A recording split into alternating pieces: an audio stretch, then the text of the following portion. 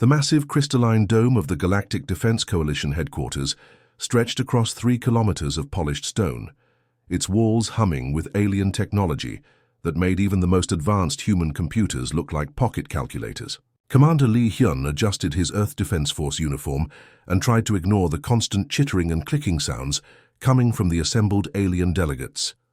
The holographic display in the center of the chamber showed rotating images of human military equipment. A standard assault rifle appeared first, its metal frame and projectile ammunition causing several delegates to lean back in apparent shock. Then came images of tanks, artillery pieces, and fighter jets, all looking impossibly crude compared to the sleek energy weapons and floating combat platforms used by coalition forces. Admiral Kethavar, a 7-foot-tall reptilian creature with scales that shifted between blue and silver, gestured dismissively at the display with one of his 4 arms. His species, the Velkari, had mastered plasma weaponry 3,000 years before humans discovered fire. The concept of throwing small pieces of metal at enemies seemed genuinely amusing to him. "These kinetic projectiles," wheezed Ambassador. Nalthos, his octopus-like body undulating with what Lee had learned was their equivalent of laughter. "Do humans actually point these crude devices at their enemies and hope for the best?" Captain Park Min sat beside Lee, her expression carefully neutral despite the growing insults. She had served in the Korean Special Forces for 15 years before joining the Earth Defense Coalition, and Lee could see the familiar tightness around her eyes that meant she was calculating exactly how many ways she could disable everyone. In the room, the laughter grew louder as the display showed human combat footage from recent Earth conflicts. Coalition delegates watched in apparent amazement as human soldiers moved without telepathic coordination, communicated through primitive radio signals, and actually ran toward enemy positions instead of fighting from safe distances with energy beams. General Vexthor, a crystalline being whose body looked like living diamond, projected his thoughts directly into the minds of everyone present. The telepathic communication felt like ice water flowing through Lee's brain. Observe how they cluster together, making themselves easy targets. No wonder their species requires such primitive armor protection. "Our ships don't even register their weapons as threats," added Commander Yilseth, a floating jellyfish-like creature whose species had evolved in the gas clouds of a distant nebula. "Our shields automatically adjust to incoming energy, but these metal fragments would simply bounce off our hulls." Lee watched as the display showed human starships, bulky angular vessels covered in armor plating and bristling with what looked like ancient cannons compared to the Coalition's elegant energy-based weaponry. The alien delegates seemed particularly amused by the concept of human ships ramming into enemies, a tactic that their advanced civilizations had abandoned millions of years ago.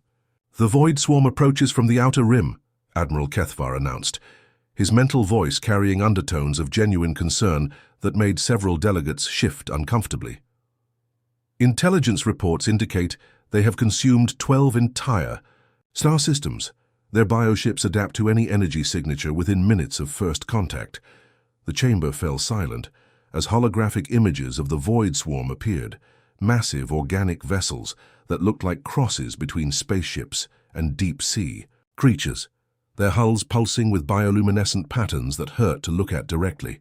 Each bioship was larger than Earth's biggest cities, and they moved through space with an intelligence that made every Coalition military analyst deeply uncomfortable. "We need experienced warriors," Kethvar continued, "beings who understand true warfare, not primitive tribal conflicts over water sources and territorial boundaries." Lee felt his jaw clench, but maintained his professional composure. He had lost too many good soldiers to be insulted by creatures who had never faced an enemy that fought back with anything more dangerous than strongly worded telepathic messages. "Sir," with respect, Lee began, "human forces have experience fighting against overwhelming odds.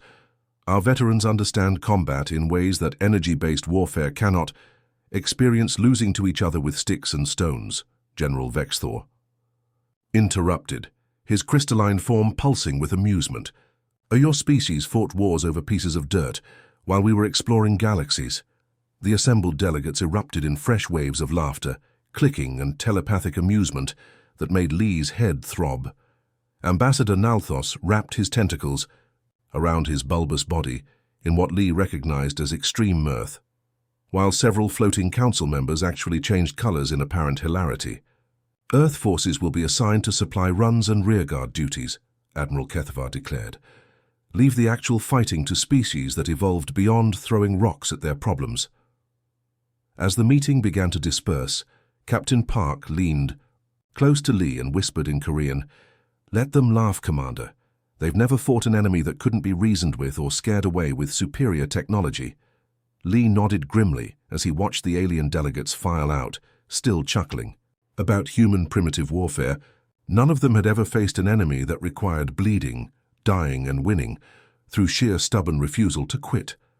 They would learn soon enough. The first warning came from the Deep Space Monitoring Station at Kepler-7, a brief burst of static, then nothing.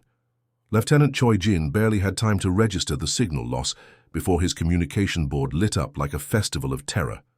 17 more monitoring stations went dark in the span of 3 minutes, their final transmissions showing the same impossible sight.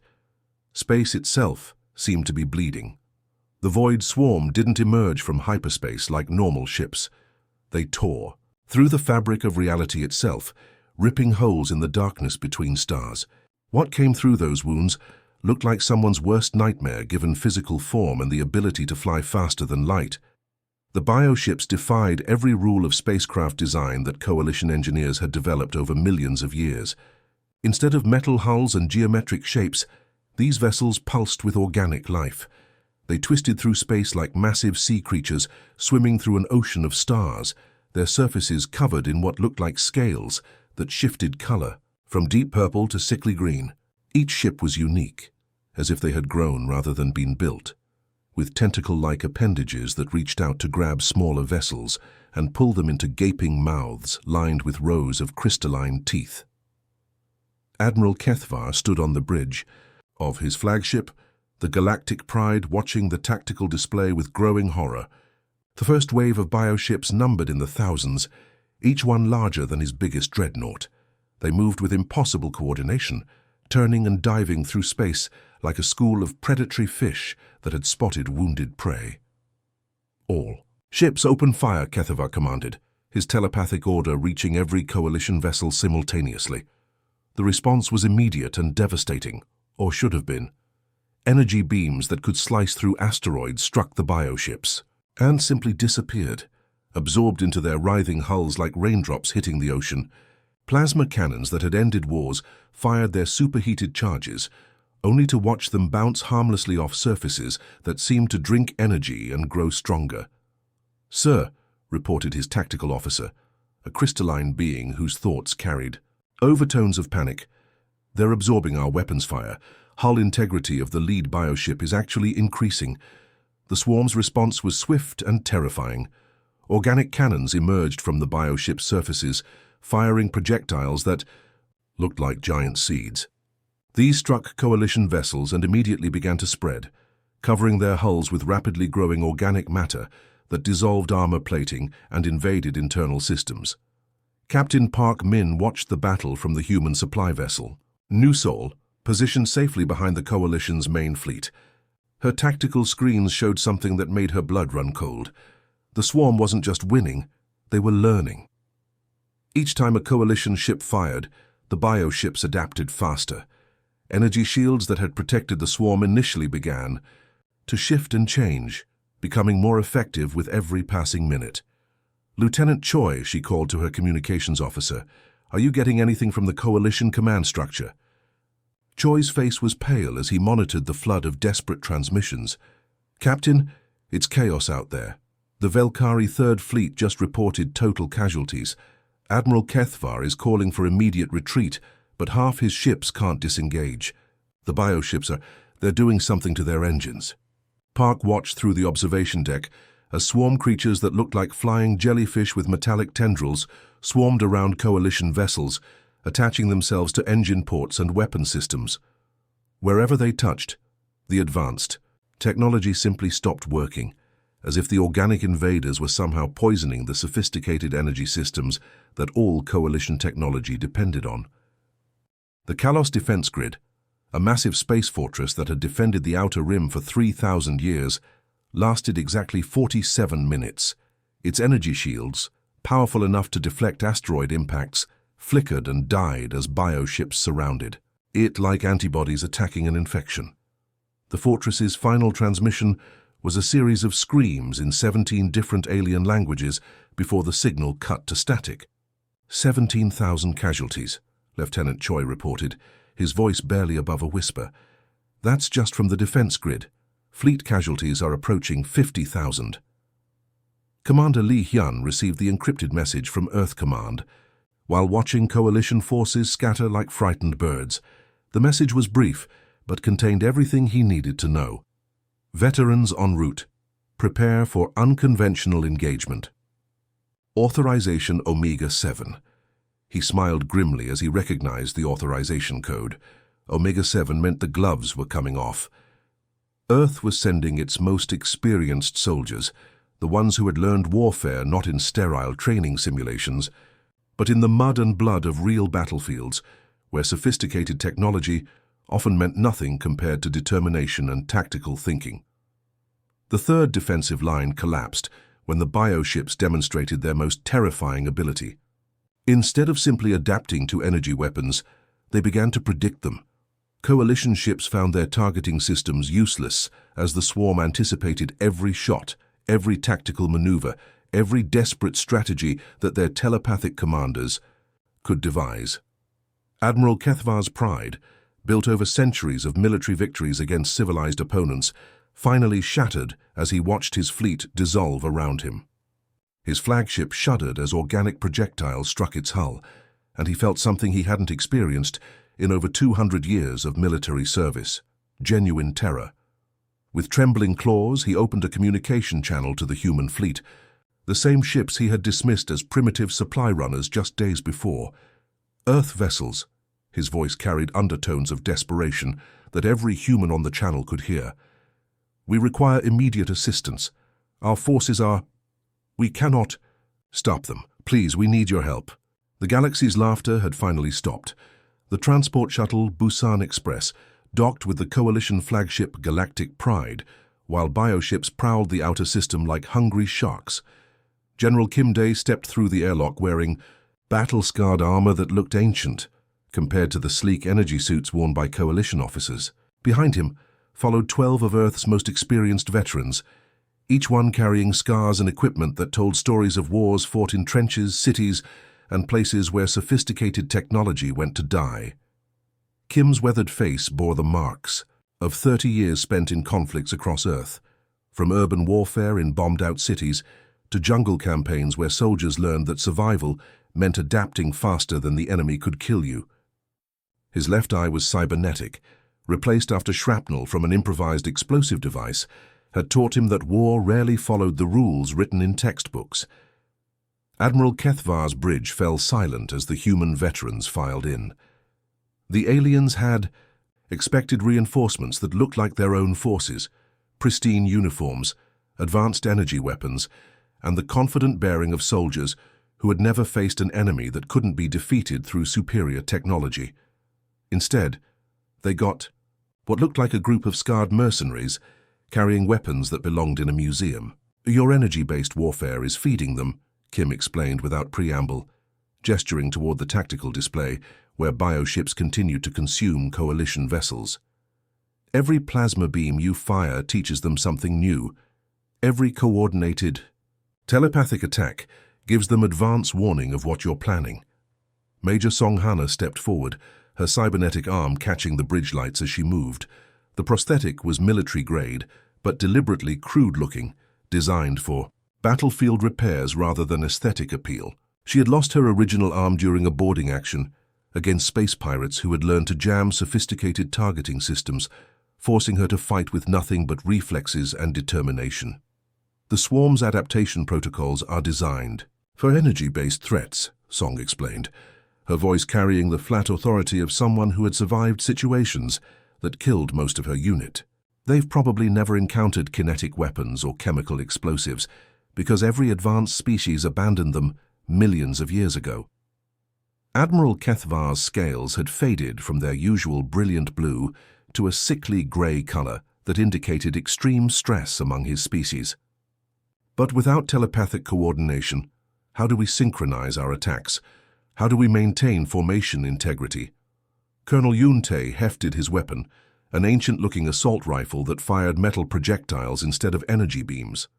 The weapon looked impossibly primitive compared to the plasma rifles carried by coalition forces, but Yoon had used similar weapons to fight enemies in urban environments where energy weapons were useless against improvised armor and electronic countermeasures.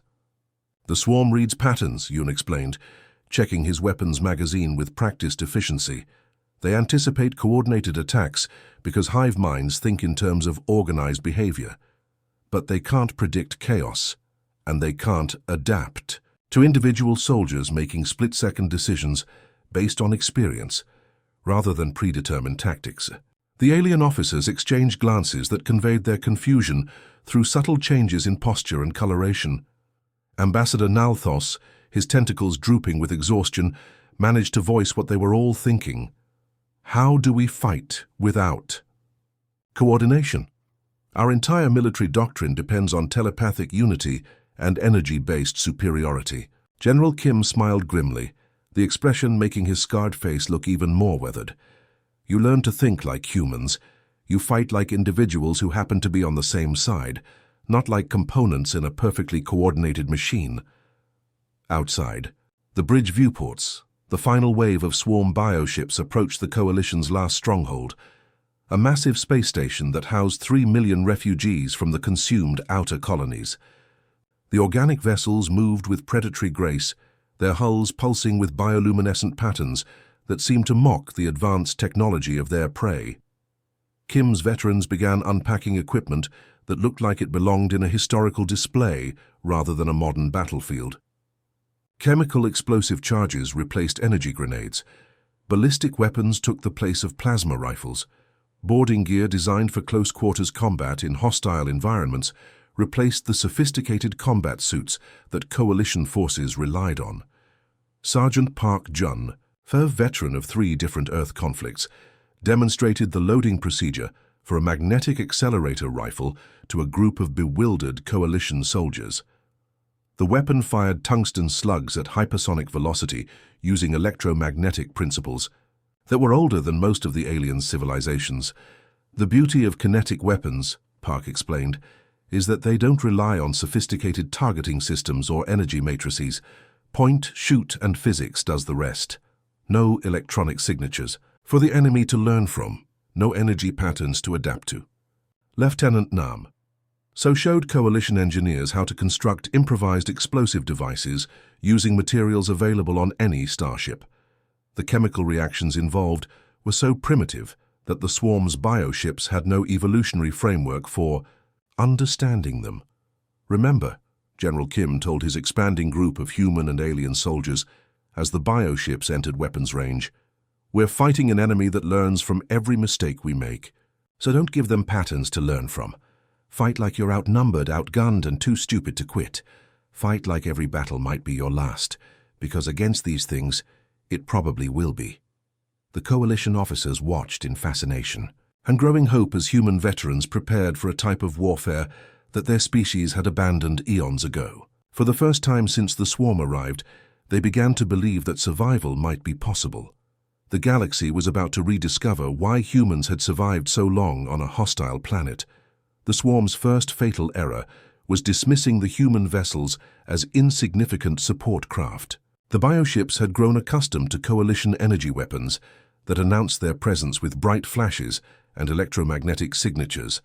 When the human fleet approached from 3 different angles, the organic vessels barely registered them as threats. The Soul Defender opened fire first, its magnetic accelerator cannons launching tungsten slugs at 30% the speed of light. The projectile struck a bioship's hull with no warning, no energy signature, and no pattern for the swarm to recognize. The organic armor that had effortlessly absorbed plasma beams cracked and split under the impact of solid metal moving at impossible speeds. Captain Lim Su watched from her fighter cockpit as the bioship writhed in apparent confusion, patches of its hull hardening in random locations as it tried to adapt to an attack it didn't understand. "All wings, maintain radio silence," she transmitted to her squadron. "Hand signals only. Let's see how they handle old-school flying." Her pilots responded by switching off their sophisticated targeting systems and flying like their ancestors had fought air battles over Earth's skies centuries ago, using instinct, experience, and the kind of aggressive unpredictability that no computer algorithm could predict. They dove through the swarm formation in patterns that seemed random, but were actually based on combat experience gained from fighting enemies who didn't follow textbook tactics. The bioship's hive mind intelligence, which had easily countered coalition battle formations, found itself facing something it had never encountered: individual pilots making split-second decisions based on nothing but gut feeling and battlefield instinct. Sergeant Kang Ho's boarding party breached the wounded bioship through a hole created by the tungsten slugs. The interior was a nightmare of pulsing organic corridors that seemed to breathe and shift around them. Bioluminescent patches provided eerie light that cast moving shadows as the ship's living walls contracted and expanded. "Stay tight. Stay mobile," Ho commanded his squad as they moved through zero gravity using magnetic boots and handholds. The swarm creatures that emerged to defend their ship looked like crosses between spiders and jellyfish, floating through the corridors with tentacles that crackled with bioelectric energy. The first creature that attacked Ho's pointman got a plasma cutter to its central mass, the industrial tool slicing through organic armor that had been designed to resist energy weapons, but not focused cutting beams meant for ship maintenance. The creature's death throes sent bioluminescent fluid spraying across the corridor walls.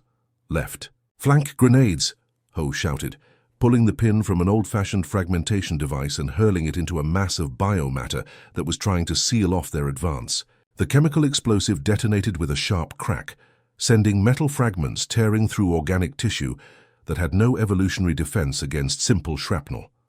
The swarm's adaptation protocols, designed to counter sophisticated energy-based attacks, had no framework for understanding chemical explosives. The bioship's defensive systems tried to harden against the fragments, but the random nature of the explosion made adaptation impossible. Meanwhile, Captain Lim's fighter squadron was wreaking havoc on the swarm's formation.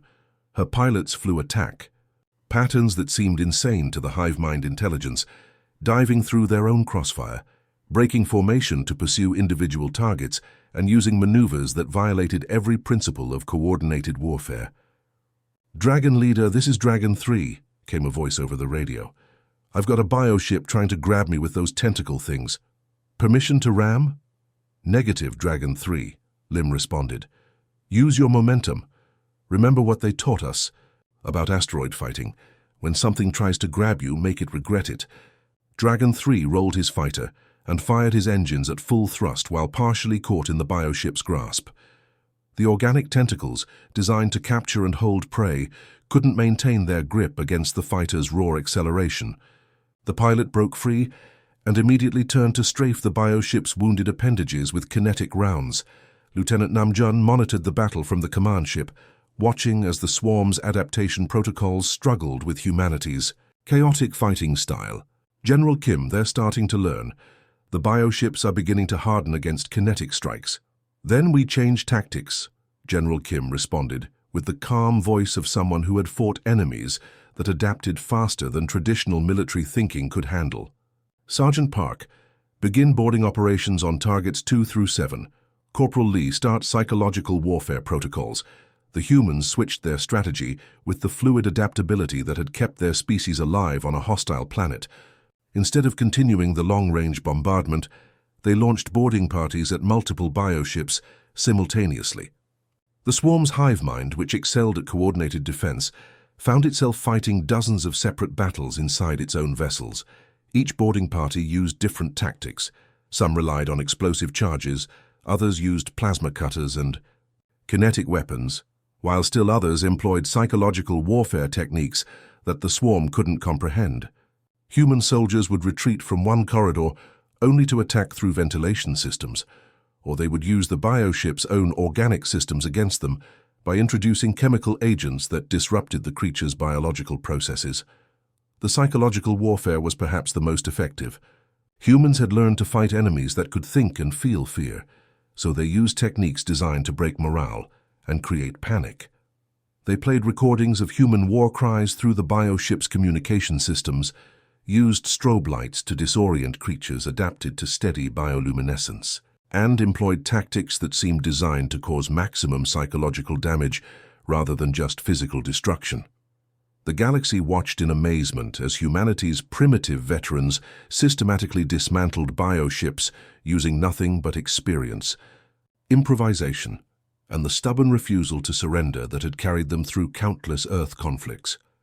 Coalition forces, taking lessons from their human allies, began abandoning their sophisticated coordination in favor of individual initiative and unpredictable tactics. For the first time since the swarm had emerged from dark space, the organic vessels began to show signs of genuine fear. Their perfect coordination faltered as they encountered an enemy that fought like no other species in the galaxy, not as a unified force with predictable patterns, but as individuals who happened to share a common goal. The Void Swarm, for the first time in months, began to retreat. The twisted wreckage of Kepler Station drifted through space like the skeleton of some massive beast, its broken superstructure providing the perfect battlefield for humanity's final lesson to the galaxy. Half the station's sections had been torn away by bioship attacks, leaving a maze of darkened corridors, exposed hull sections, and emergency bulkheads that sealed off areas where the atmosphere had been vented into space. Major Song Hana crouched behind a damaged support beam, her mixed unit of humans and Velkari soldiers spread out in positions that would have horrified any coalition tactical instructor. Instead of maintaining perfect formation and telepathic coordination, they were scattered like individual hunters, each one relying on personal judgment and battlefield instinct. "Remember," Song whispered into her comm unit, speaking to the reptilian. Velkari sergeant beside her, "Fear is a weapon. The swarm doesn't understand it because they've never felt it, but we have. We know what it's like to be afraid and keep fighting anyway." The Velkari soldier, whose name was roughly translated as Sharpclaw, nodded with understanding that would have been impossible weeks earlier. His species had forgotten fear when they developed telepathic unity and energy weapons. Now, hunting swarm infiltrators through the station's ruins, he was learning that fear could be transformed into a weapon more powerful than any plasma rifle. Ahead of them, biomatter had spread across the corridor walls like some hideous infection. Swarm creatures had invaded the station through breached hull sections, establishing organic nodes that pulsed with sickly light. But these weren't the massive bioships that had terrorized coalition fleets. These were smaller, more vulnerable creatures that had been designed for infiltration rather than open combat. Song signaled her team with hand gestures, pointing out targets and attack routes, without using any electronic communication that the swarm could intercept. The human veterans had taught their alien allies that sometimes the most primitive methods were the most effective. Visual signals, predetermined code words, and the kind of basic infantry tactics that predated space travel. The attack began with Corporal Kim Yu dropping from a damaged ventilation shaft directly onto a cluster of spider-like swarm creatures. His kinetic rifle fired tungsten slugs that punched through their organic armor while they were still trying to process what was happening. The creatures had adapted to energy weapons and telepathic attacks, but they had no defense against a human soldier who simply refused to follow predictable patterns. Sharpclaw followed the human example, abandoning his species' traditional patience in favor of aggressive assault tactics. He charged the nearest swarm node with nothing but a ballistic weapon and the kind of desperate courage that humans had been teaching coalition forces throughout the war. Admiral Kethvar watched the battle unfold from his rebuilt command bridge, observing tactical displays that showed something impossible. Coalition forces were winning through methods that violated every principle of advanced warfare. Human tactics had spread through his fleets like a beneficial virus, teaching species that had forgotten individual combat how to fight like desperate survivors.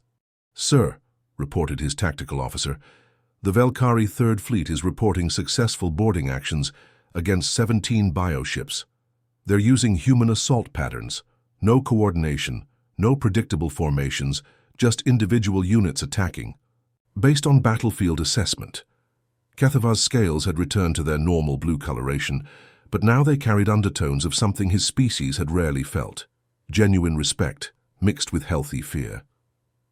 The humans had taught the galaxy something terrifying, that the most dangerous warriors weren't those with the best technology, but those who refused to quit even when defeat seemed certain.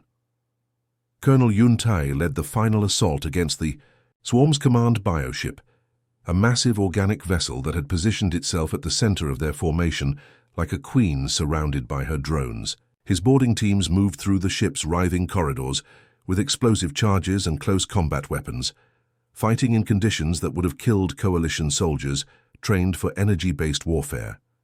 The bioship's interior was a nightmare of pulsing organic systems and defensive creatures that attacked with bioelectric discharges and acidic secretions. But Yoon's veterans had learned to fight in environments where survival depended on adapting faster than the enemy could kill you. Breach charges on the command node, Yoon ordered, watching as his demolition expert prepared chemical explosives that the bioship's adaptation protocols couldn't understand or counter. Everyone else covering fire. Remember, when the brain dies, they all stop. The explosion tore through the command node's organic structure, sending bioluminescent fluid spraying across the chamber walls. As the swarm's central intelligence died, something remarkable happened throughout the battlefield. Every swarm creature simply stopped moving. The hive mind that had terrified the galaxy for months collapsed like a house of cards, leaving behind nothing but lifeless organic matter, floating in space. Without their central coordination, the individual swarm creatures were helpless, their evolved intelligence dependent on the collective consciousness that human tactics had learned to target and destroy. In the aftermath, General Kim stood before the assembled coalition leadership in a ceremony that bore no resemblance to the mocking gathering where this had all begun. The alien delegates who had once laughed at human warfare now watched with expressions that mixed genuine respect with not a little fear. "We underestimated you," Admiral Kethavar admitted, his mental voice carrying undertones of humility that his species rarely displayed. "Your warfare isn't primitive, it's evolved beyond our understanding." Captain Park smiled grimly, the expression making her battle-scarred face look both dangerous and wise. "Every species develops war differently, Admiral. You forgot that the best weapon isn't technology. It's the willingness to use it when everything else fails." The truth was becoming clear to every alien leader present. Humanity's veterans didn't fight wars despite being outgunned and outnumbered. They fought wars because they were outgunned and outnumbered, and that desperation had forged them into the most effective warriors the galaxy had ever seen. As reconstruction began across the devastated star systems, coalition species from across the galaxy sent requests for human military advisors. Earth's veterans found themselves in the strange position of teaching alien forces the ancient art of thinking like prey that had learned to bite back. The Void Swarm was gone, but the galaxy would never again laugh at human warfare. The end.